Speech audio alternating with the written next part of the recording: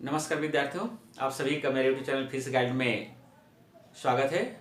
आज हम इस फिजिक्स गाइडलाइन में अध्ययन करेंगे कक्षा 12वीं भौतिकी के अध्याय 7 प्रत्युत धारा से एक बहुत ही महत्वपूर्ण टॉपिक एसी परिपथ अर्थात प्रत्युत धारा परिपथ जिसमें परिपथ कुंडली एल लगा हो।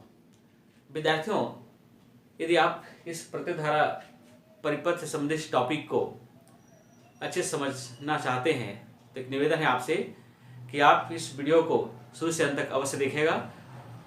संपूर्ण जानकारी आपको हम इसे बताएंगे, इसे तो वीडियो थोड़ा लंबा होगा, तो आप शुरू से अंत तक इस वीडियो को अवश्य देखिएगा। तो आइए हम शुरू करते हैं प्रत्युत धारा परिपथ जिसमें परिपथ कुंडली एल लगा हो। तो विद्यार्थियों, जैसे चित्र के अनुसार मान लेते हैं कि एक परिपथ एल का एक प्रेरक कुंडली किसी प्रत्युत धारा स्रोत के साथ जोड़ा गया है और इस प्रेरक कुंडली का प्रतिरोध नगण्य है। मान लेते हैं कि किसी क्षण इसमें आरोपित यदि प्रत्यावर्ती वोल्टेज अगर भी हो तो हम लोगों ने पूर्व में पढ़ा है कि इसी प्रत्यावर्ती वोल्टेज का जो सूत्र होता है वह होता है V बराबर V0 साइन ओमेगा टी। इसे हम देंगे सभी के नंबर 1। जब हम इस प्रत्यावर्ती वोल्टेज इस प्रेरक कुंडली में आरोपित करते हैं तो इस प्रेरक कुंडली में प्रत्यावर्ती धारा प्रवाहित होती है और इस प्रत्यावर्ती धारा के कारण इस कुंडली से बद्ध चुंबकीय फ्लक्स में परिवर्तन होता है। फलस्वरूप इस प्रेरक कुंडली में प्रेरित विद्युत वाहक बल उत्पन्न हो जाता है। अतः हम जानते हैं कि फैराडे के विद्युत चुंबकीय प्रेरण के द्वितीय नियम से इस प्रेरक कुंडली में उत्पन्न प्रेरित विद्युत वाहक बल का जो सूत्र होगा वो समझ सकते हैं कि फैराडे के विद्युत चुंबकीय प्रेरण के द्वितीय नियम से फैराडे के विद्युत चुंबकीय प्रेरण के द्वितीय नियम से फैराडे के विद्युत चुंबकीय द्वितीय नियम क्या होता है विद्यार्थियों? यह होता है E बराबर minus d phi upon d T.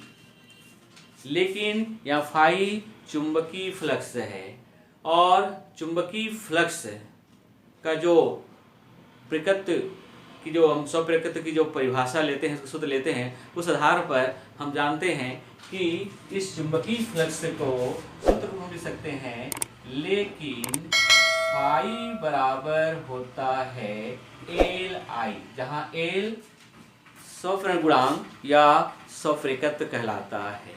तो हम क्या करते हैं विद्यार्थियों, इस फाई के मान को इस सूत्र में रख देते हैं। तो क्या आता है हमारा अगला स्टेप, यहाँ ध्यान देंगे आप लोग। तो यदि इस फाई के मान को रखते हैं तो यहाँ लिखेंगे फाई के मान को उपरोक्त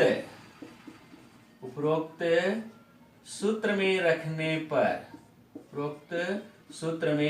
रखने पर यदि हम यहाँ रखते हैं तो हमको क्या मिलेगा? E बराबर minus D upon d T L I. अब क्या विद्यार्थियों, यहाँ पर एल एक नियत राशि होता है, तो इस समय के साथ एल में किसी भी प्रकार का कोई परिवर्तन नहीं होगा। तो इस सूत्र को हम इस प्रकार से लिख सकते हैं। थोड़ा ध्यान दीजिएगा, आप बिल्कुल ध्यान से देखेंगे तो आपको ये टॉपिक बहुत ही सरल लगेगा। तो इसको लिख सकते हैं E बराबर minus L d I upon d T. इस प्रकार से लिख सकते हैं। ये इस प्रेरक कुंडली में उत्पन्न प्रेरित विद्युत वाहक बल का समीकरण है। अब यहाँ पर D I upon D T ये धारा परिवर्तन की दर है। अब चूंकि विद्यार्थियों, मैंने पहले आपको बताया है कि ये जो प्रेरकत्व कुंडली हमने जो लिया है, ये जो प्रेरक जो कुंडली है इसका प्रतिरोध नगण्य है। अतः हम किरचॉफ के लूप से संबंधित जो द्वितीय नियम है हम उसका प्रयोग करेंगे। चूंकि इसमें प्रतिरोध नगण्य है तो किरचॉफ के लूप संबंधित नियम से, जिसको मैं यहाँ दे रहा हूँ विद्यार्थी ध्यान दीजिएगा, चूंकि कुंडली चूंकि कुंडली का प्रतिरोध, चूंकि कुंडली का प्रतिरोध क्या है, नगण्य है। चूंकि कुंडली का प्रतिरोध क्या है, नगण्य है। तो चूंकि कुंडली का प्रतिरोध नगण्य है, इसलिए किरचॉफ के लूप संबंधी नियम से इसको हम क्या लिख सकते हैं, लूप संबंधी नियम से हम लिख सकते हैं कि V plus E equal to 0। आप किरचॉफ के लूप संबंधी जो नियम है आप लोगों ने पढ़ा है ना, उसके आधार पर ये सूत्र हो जाएगा V प्लस इक्वल टू 0। अब हम क्या करते हैं, इस E के मान को यहाँ रखते हैं। जब E के मान रखते हैं तो यह कैसा हो जाएगा विद्यार्थियों, ध्यान देंगे, बहुत आसानी से आपको समझ में आएगा। V यहाँ पर प्लस E है, चूंकि E का जो रखेंगे तो ये हो जाएगा minus L D I upon d T बराबर 0। ठीक है, अब हम क्या करते हैं, इस minus L d I upon d T को हम पक्षांतर कर देते हैं। जब पक्षांतर करते हैं तो इस सूत्र हो जाएगा V equal to L d I upon d t. ठीक है, अब इसको इस प्रकार से लिख सकते हैं विद्यार्थियों, ध्यान दीजिएगा, इसको लिख सकते हैं V upon L equal to d I upon d t. हमने क्या किया है, इस एल को इसके नीचे ले आया है। अब इस डी टी को इसके साथ 13 गुणा कर देते हैं, तो इसको हम इस प्रकार से लिख सकते हैं, या V upon L D T बराबर डी आई। या इसको ऐसे लिख सकते हैं विद्यार्थियों, ध्यान दीजिएगा, डी आई बराबर, इसको मैं इधर ले जाता हूं, तो V upon L D t. ठीक है, समझ में आ रहा है आप सबको? और मुझे लगता है आप बिल्कुल समझ में आएगा, बस बिल्कुल ध्यान से इस वीडियो को देखिएगा, आप लोग बहुत अच्छे से समझ में आ जाएगा। अब हम क्या करते हैं, इस समीकरण 1 से V के मान को हम यहां पर रखते हैं। मैं लिख देता हूं, कैसे लिखते हैं देखिए, ध्यान देंगे। अब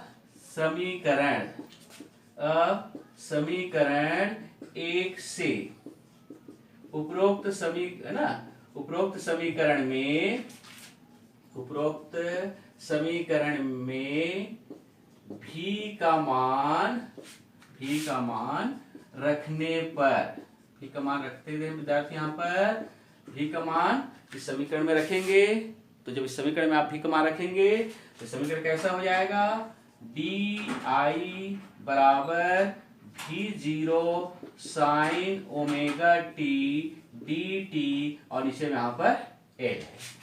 ठीक है, अब देखिए क्या है, हमें वास्तव में प्रत्युत धारा का समीकरण निकालना है, और यहाँ प्रत्युत धारा समीकरण धारा I का मान निकालना है।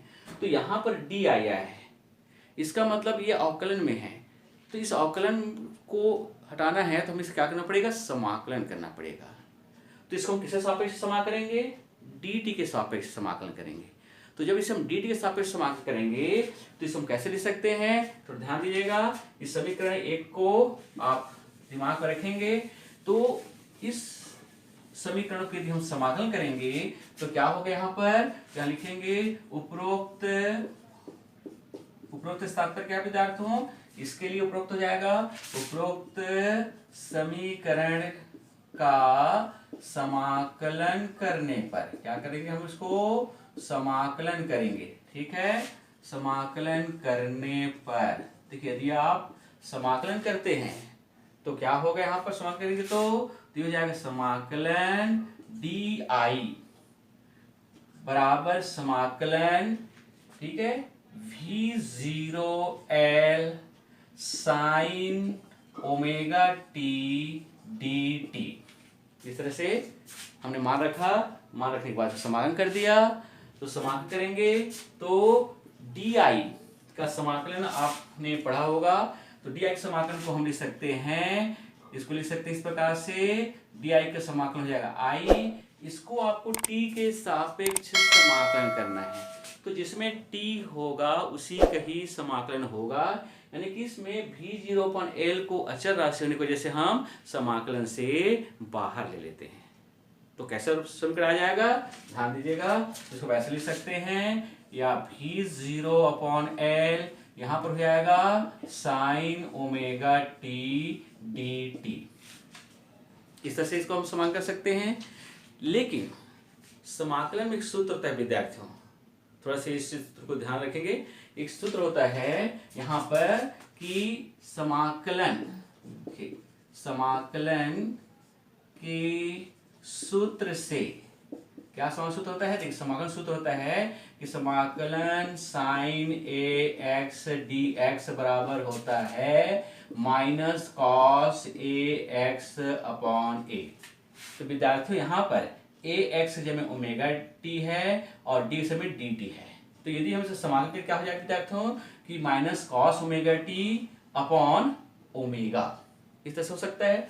यहाँ लिखेंगे, अतः यहां पर लिखेंगे तो क्या हो जाएगा, अतः I इक्वल टू V0/L, इसका यदि हम समाकलन करेंगे तो हो जाएगा minus cos omega T upon omega, इस तरह से लिख सकते हैं समाकलन करेंगे। तो अब इसी समीकरण को यदि हम थोड़ा सा व्यवस्थित कर दें विद्यार्थियों, यदि हम इसको व्यवस्थित कर दें तो ये जो समीकरण होगा वो कैसा हो जाएगा, थोड़ा ध्यान दीजिएगा। ये समीकरण इस प्रकार से लिख सकते हैं, या I इक्वल टू माइनस, यहाँ पर लिख सकते हैं V0 cos omega T upon omega L, ये इस तरह लिख सकते हैं। लेकिन हमें प्रत्यावर्ती धारा का समीकरण निकालना है, और प्रत्यावर्ती धारा का जो फार्मूला होता है, सूत्र होता है विद्यार्थी, होता है I बराबर I0 साइन ओमेगा टी। लेकिन यहाँ पर आ रहा है कॉस ओमेगा टी, तो इसको हमको कॉस ओमेगा टी को साइन में लाना है, साइन ओमेगा। तो कैसे लाएंगे, देखिए त्रिकोणमिति में एक सूत्र होता है, चलो इसको मैं यहाँ ले लेता हूँ विद्यार्थियों, थोड़ा ध्यान दीजिएगा। आप बहुत धैर्य से इस वीडियो को देखेंगे तो आपको बहुत आसानी से समझ में आएगा। तो इसको हम इस प्रकार से लिख सकते हैं, ध्यान देंगे, या इसको लिख सकते हैं I equal to minus V0/L, इसको लिख सकते हैं साइन π/2 माइनस ओमेगा टी। ठीक है, चूंकि यहां पर मैं लिख देता हूं, चूंकि साइन π/2 माइनस ओमेगा टी बराबर होता है कॉस ओमेगा टी। मतलब कहने मतलब है कि साइन 90 माइनस थीटा बराबर कॉस थीटा होता है, इस प्रकार से लिख सकते हैं विद्यार्थी हम लोग। ठीक है, इसी को हमने यहाँ पर इसका प्रयोग किया है। अब क्या है, इसी को हम लिख सकते हैं I equal to V0/L sine omega t minus π/2। ये कैसा आया, ये सूत्र होता है विद्यार्थियों कि माइनस, यहां पर लेंगे, यहां पर जैसे कि माइनस साइन थीटा बराबर ये होता है साइन माइनस थीटा, ये सूत्र है। ठीक है, इस तरह से। तो यहां पर क्या है, जैसे कि आप देख रहे हैं कि माइनस साइन थीटा, तो इसको थीटा मान लेते हैं तो ये हो जाएगा साइन माइनस थीटा। तो माइनस का यदि हम इसे मल्टीप्लाई कर देते हैं तो ये प्लस माइनस बन जाएगा, प्लस जो है ना, प्लस जो माइनस बन जाएंगे और माइनस जो है प्लस है, तो ये ओमेगा टी और हो जाएगा माइनस π/2। ठीक है विद्यार्थियों, अब हम ये भी जानते हैं कि जैसे आपको मैं पहले बताया हूं कि प्रत्यावर्ती धारा का जो फार्मूला होता है वो I equal to I0 sine omega t होता है। लेकिन यहां पर आ गया है V0/L sine omega t minus π/2। तो हम क्या करते हैं, इसमें V0/L को हम I0 मान लेते हैं। जैसे यहाँ पर ध्यान दीजिएगा, यहाँ पर क्या करते हैं, इसको इस प्रकार से, इसको हम लिख सकते हैं, या I equal to I0 sine bracket में ओमेगा टी माइनस π/2, इसको आप दीजिएगा समीकरण नंबर 2, जहां जहाँ I0 क्या है विद्यार्थियों, जहाँ I0 equal to V0 upon omega L, ये प्रत्यावर्ती धारा का शिखर मान कहलाता है। प्रत्यावर्ती धारा का क्या है, ये प्रत्यावर्ती धारा का शिखर मान है। प्रत्यावर्ती धारा का क्या है, ये शिखर मान है। अब आप समीकरण 1 और 2 को देखेंगे। अब समीकरण 1 कैसा है, तो समीकरण 1 मैं यहाँ मिटा दूँ, आपके वीडियो में होगा। तो समीकरण 1 कैसा था कि v equal to V0 sine omega t, समीकरण में 1 माना था।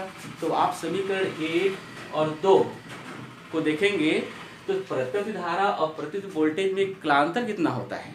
तो यहाँ देखिए, यहाँ पर मैं इसको लिख रहा विद्यार्थियों कि समीकरण 1 एवं 2 से स्पष्ट है कि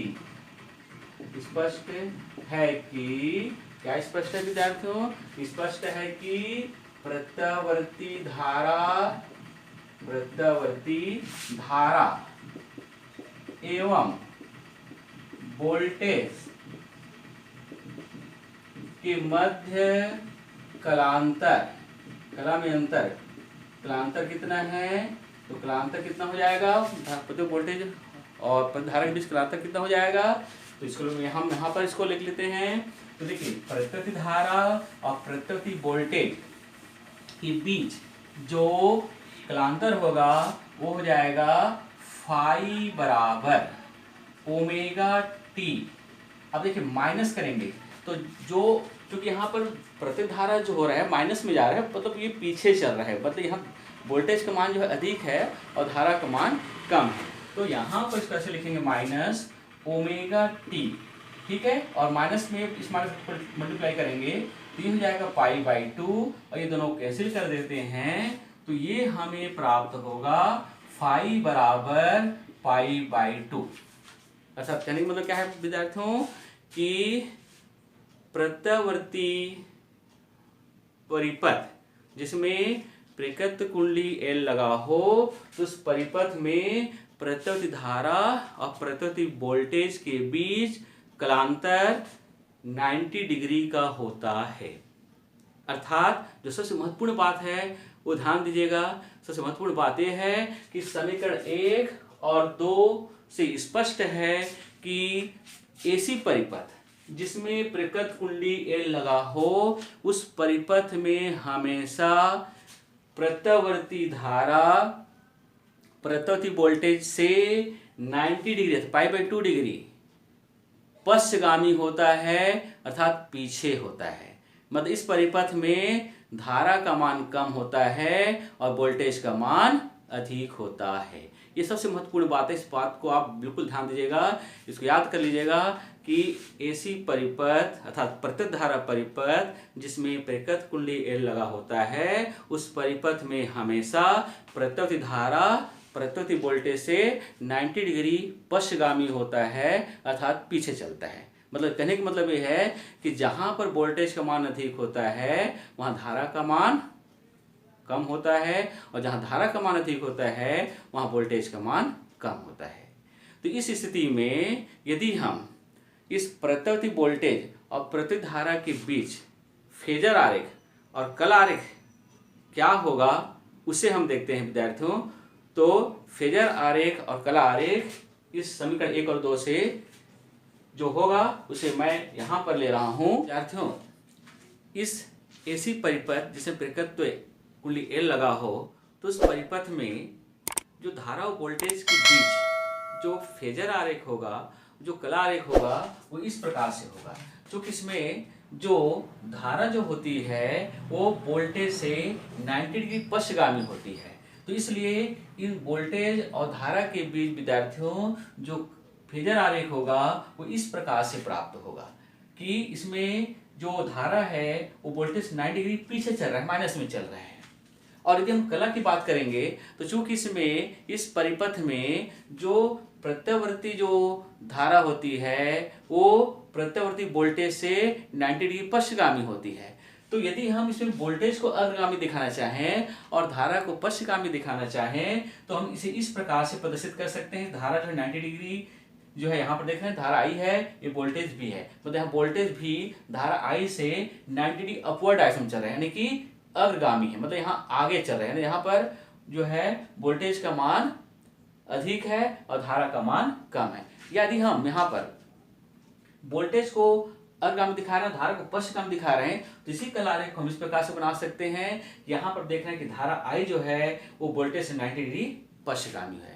मतलब कहने का मतलब है कि जहाँ वोल्टेज अधिक वहाँ धारा कम, और जहाँ वोल्टेज कम वहाँ धारा अधिक। तो आप इसके लिए देख इस प्रकार से यहाँ पे ग्राफ प्रदर्शित किया गया है कि एसी परिपथ में टी के साथ भी और आई में कैसे परिवर्तन होता है, इसे हम ग्राफ के द्वारा भी समझ सकते हैं। जैसे मैंने आपको कहा कि यहाँ पर वोल्टेज अधिक होता है और धारा का मान कम होता है। मतलब कहने का मतलब है कि जहाँ वोल्टेज अधिक, जैसे इस चित्र में आप देख रहे हैं इस ग्राफ में कि यहाँ जो सतत लाइन है ये प्रत्यावर्ती वोल्टेज को प्रदर्शित कर रहा है। ये जो बिंदुदार रेखा आप जो देख रहे हैं ये प्रत्यक्ष धारा को प्रदर्शित कर रहा है। इसका मतलब ये है कि जहाँ पर वोल्टेज अधिक वहाँ धारा कम, और जहाँ पर धारा अधिक वहाँ वोल्टेज कम होता है। तो विद्यार्थियों ये जो ग्राफ है यह ग्राफ वोल्टेज V और धारा I के बीच समय के साथ किस प्रकार से परिवर्तन होता है उसे प्रदर्शित करता है। अब यहाँ पर एक प्रश्न और है विद्यार्थियों कि यदि किसी परिपथ में यदि प्रेरक कुंडली लगा हो प्रतिधारा परिपथ में, तो उस परिपथ में एक प्रतिरोध उत्पन्न होता है जिसको हम कहते हैं प्रेरण प्रतिघात। तो अब हम यहाँ पर ऐसी परिपथ जिसमें प्रेरकत्व कुंडली L लगा हो तो उस परिपथ में प्रेरण प्रतिघात क्या होगा उसका सूत्र निकालते हैं। तो इसका सूत्र क्या होगा हम इसी चित्र के आधार पर समझेंगे। तो क्या होता है देखिए, ध्यान दीजिएगा कि इस प्रेरकत्व कुंडली में जब प्रतिधारा प्रवाहित की जाती है तो इस परिपथ में एक प्रतिरोध उत्पन्न होता है जिसे हम प्रेरण प्रतिघात कहते हैं, और इस प्रेरण प्रतिघात को हम XL से प्रदर्शित करते हैं। तो इसके लिए हम क्या करते हैं विद्यार्थियों, इसके लिए हम जो समीकरण 2 लिए थे, समीकरण 2 क्या था हमारे पास, समीकरण 2 क्या था उसको समझेंगे। समीकरण हमारा 2 था कि I = I0 sin omega t minus π/2, ये समीकरण 2 था, जहाँ I0 क्या था, धारा का शिखर मान। तो यहाँ पर मैं इसको लिख रहा हूँ, ध्यान दीजिएगा कि एसी परिपथ, देखिए एसी परिपथ, ध्यान एसी परिपथ, एसी का तात्पर्य है अल्टरनेटिंग करंट, एसी परिपथ जिसमें प्रेरकत्व L लगा हो, प्रेरकत्व से तात्पर्य प्रेरकत्व कुंडली, प्रेरकत्व L लगा हो, तो उस परिपथ में प्रवाहित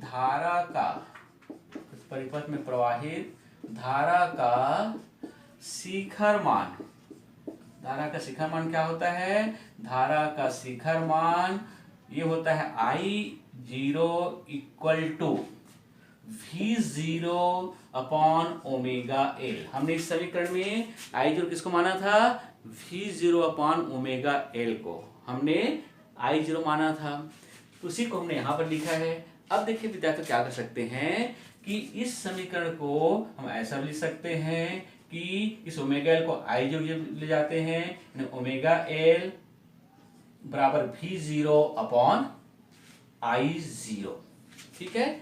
अब थोड़ा सा ध्यान दें विद्यार्थियों, ये जो सूत्र है ये ओम के नियम R बराबर V अपन I के समान है। ये जो सूत्र है यह सूत्र ओम के नियम का सूत्र क्या होता है विद्यार्थियों, आपने पूर्व में पढ़ा होगा। ओम के नियम सूत्र होता है R = V अपन I। इस सूत्र के अनुरूप है, यहाँ पर V की जगह में V0 है, I की जगह में I0 है, और R की जगह में ओमेगा R प्रतिरोध है। कहने का मतलब यह विद्यार्थियों कि यदि इस समीकरण को हम ओम के नियम R बराबर V अपन I से तुलना करें तो इस सूत्र में ओमेगा L इस पूरे परिपथ के प्रभावी प्रतिरोध को व्यक्त करता है। कौन सा प्रतिरोध व्यक्त करता है? प्रभावी प्रतिरोध को व्यक्त करता है, जिसे हम प्रेरण प्रतिघात कहते हैं। और इस प्रेरण प्रतिघात को हम XL से प्रदर्शित करते हैं। तो XL बराबर क्या हो गया? Omega L। अर्थात प्रेरण प्रतिघात क्या हो गया? अर्थात प्रेरण प्रतिघात इस प्रकार से मिल जाएगा सूत्र, अर्थात प्रेरण प्रतिघात XL बराबर ओमेगा L। और ये जो XL बराबर ओमेगा L है, ये प्रेरण प्रतिघात का सूत्र है। और इसे हम एक दूसरे पर भी लिख सकते हैं विद्यार्थियों। जैसे क्या है, यदि हम इस प्रेरण प्रतिघात किस प्रकार लिख सकते हैं कि जैसे हम लोगों ने पढ़ा है कि लेकिन ओमेगा, यहाँ ओमेगा एक्चुअली में कोणीय आवृत्ति कहलाता है, और ओमेगा का सूत्र हमने पूर्व पढ़ा है, इसका होता है 2 पाई न्यू। ठीक है, तो यदि हम इस ओमेगा की जगह में 2 पाई न्यू रख दें तो प्रेरण प्रतिघात सूत्र क्या होगा? XL equal to 2 pi nu L, जहां न्यू क्या है विद्यार्थियों? जहां न्यू जो है, इसको क्या पढ़ेंगे? न्यू आवृत्ति है। प्रतिधारा क्या है? आवृत्ति है। तो इसको ध्यान रखेंगे विद्यार्थियों कि इसका आगे जो है, जब हम लोग ऐसी पद या जिसमें LCR लगा हो, वहां पर ये सब प्रेरण प्रतिघात, इसके पहले धात्विक प्रतिघात, ये सब जो है उसका उपयोग होगा। इसके पहले हम लोगों ने ऐसी परिपथ जिसमें धारिता C लगा हो, मैंने अपनी वीडियो जो है उसमें भी बताया था। आप देखना चाहते हैं तो हमारे YouTube चैनल फिजिक्स गाइडलाइन को आप देखिए, आपको सारे वीडियो वहाँ पर मिल जाएंगे संबंधित जो है। तो इस प्रकार से विद्यार्थियों, आप इस वीडियो को, तो वीडियो लंबा है, आप इस वीडियो को शुरू से अंत तक बिल्कुल अवश्य देखिएगा अच्छे से, और ताकि आप बहुत अच्छे से समझ में आ जाए। एक नोट से भी आप तैयार कर सकते हैं। और विद्यार्थी, यदि आपकी वीडियो अच्छा लगता है तो मैं यही निवेदन करूंगा कि आप अपने दोस्तों को भी इस वीडियो को शेयर कीजिएगा और लाइक कीजिएगा। फिर हम एक नए वीडियो के साथ आपके सामने आएंगे। तब तक के लिए सभी को धन्यवाद। जय भारत, जय हिंद।